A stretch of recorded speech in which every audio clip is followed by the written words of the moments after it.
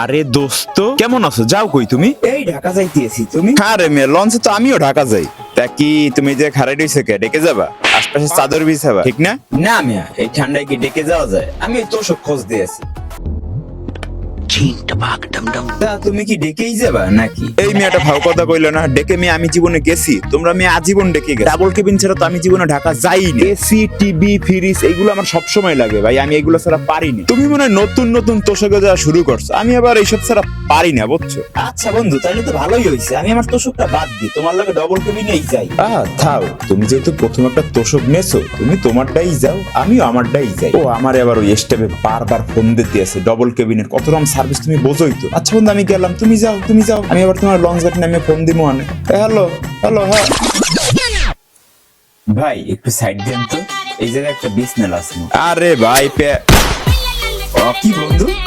বন্ধু এই তোমার ডবল কেবিন? ও তো ডবল কেবিন দাও।